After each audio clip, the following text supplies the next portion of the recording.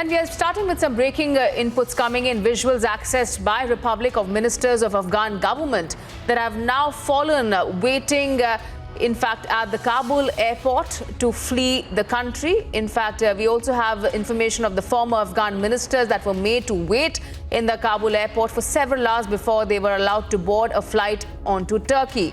These are the latest visuals that have now been accessed by Republic of Ministers of Afghan government that has now fallen waiting at the Kabul airport to flee the country. These are the first visuals on Republic. This is also including of the former Afghan ministers who were made to wait in Kabul airport for several hours before they were allowed to board a particular flight onto Turkey. Remember, these are several of these ministers who had spent about 3 hours waiting like refugees at the Kabul airport before they were really allowed to leave the country for Turkey. And this is a day on when Taliban, in a way, declares Afghanistan as an Islamic emirate on the 102nd anniversary of independence. We are also witnessing protests taking place across the country. There are Afghan women and children leading the protest against the Taliban regime as well in Afghanistan. In fact, we also have joining me on this broadcast as a special guest, Colonel Rohit Dev. Colonel Rohit Dev, your first reaction to these first images that we are receiving of several of the members and ministers of the Afghanistan government who had to wait in hours at the Kabul airport before they could flee the country. These are former Afghan ministers who were also made to wait in the Kabul airport like refugees for several hours before they could really board that flight to Turkey. Right. While the reasons for the wait may not be known to us currently, I do think that this is a staged movement of these officials out from here. And especially when the U.S. has paid a considerable amount of hefty price to the Taliban for evacuation of its own citizens, people, and embassy, and also some officials of the Afghan government of the previous regime, is part of the plan, actually. So that is okay. There's nothing to worry there. And only the good thing which I noticed today is the people rising in Afghanistan. While these ministers are being forced to move out of the country to keep the diktat of Taliban, coming through. But it is not going to make a considerable difference in the next 6 to 8 months till the dimension of Afghanistan, whether it goes through a civil war, part civil war, the process for formulation of government, and how the uprising takes a shape because the women are leading this uprising, and that's a happy note, is something we need to see. And one good side one saw through the videos of the channel is that Indian auto rickshaw is speeding up the Afghan uprising, so it is good.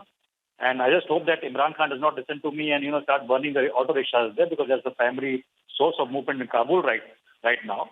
So India has done well. And none of the assets to the auto rickshaw are going to be harmed. So that is a good sign for us also diplomatically.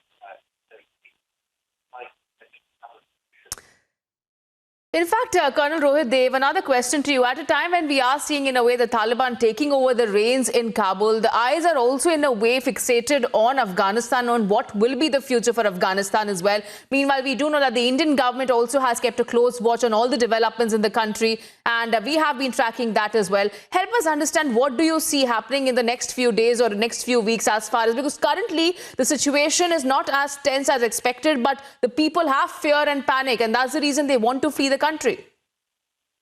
See, the seizure of power has been as per the Pakistani diktat and the plan with the Taliban, with the Chinese money, of course, to come and spring up their mineral, extraction there. That's okay. So based on the pullout, the Taliban has filled up that initial vacuum with a lot of force. And contrary to everybody's belief that they will change and be more humane, their ugly side, the side of inhumanity, the side of oppression, has also come about. While they're trying to douse it through press conferences, it will not work. It has taken about 72 hours for the common man in Afghanistan, and especially the women, to lead this rising now. And they're not going to go back to the dark ages. They only want to go forward in their lives with their offspring doing better than them, to be able to have a global outreach and outlook as a country and individual. So I don't think so Afghanistan is going back. So in this, sort of a tussle between the Taliban, the Islamic Emirate, kind of a configuration under Sharia, and the people's aspiration, there will be a fight. There will be a bloodshed. There will be unease. There will be evolving mechanisms of governance coming up sporadically in different townships and provinces also. Because, mind you, there are other groups which will get dominant even militarily, against the Taliban as we go ahead. So that is one. Two is the global environment. These Americans left in haste. Some British, people are talking a very sweet language about Taliban, and they keep trying it. But for India, I like our maturity. For the longest time, we didn't put both boots on ground. I had a different perception. I still have that perception as a military thinker. But leave that to a side. I'm quite happy that the government is playing a wait and watch. There is no other way.